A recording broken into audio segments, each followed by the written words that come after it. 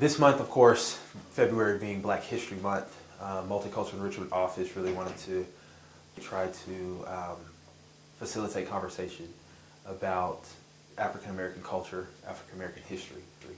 And so the approach we took this month was more towards in trying to open up conversations on Black culture, African American culture, versus just focusing on African American history. A student named Faith Abilene, she was from Africa, and she came to me last November, early November, said that a lot of people would associate her as being a Black American. And they people wouldn't necessarily get to know her as a person. They would just lump her into the Black American category. And within that category comes several stereotypes, different stereotypes. And she just wanted to see if there was any way we could reach a mass audience and say, hey, there's a difference, there's a diversity within this culture.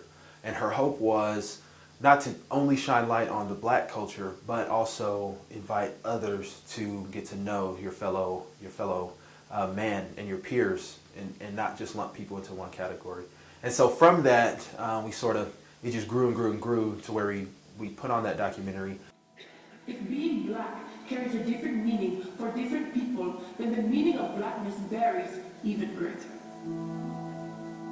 The purpose of it was to show the difference between cultural backgrounds. A lot of people see ethnic differences and they try to just group ethnic groups together and believe that they all have the same cultural background, which is different.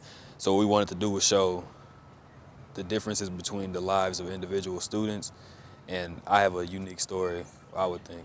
So I just wanted to give my part and contribute. It allows people to understand that the only way you can really know somebody is not by their skin color or by where they came from, what city or state, but by their stories. You know, they taught us in Spotlight, the best way to learn is through stories. That's how we communicate in our lives, in our society.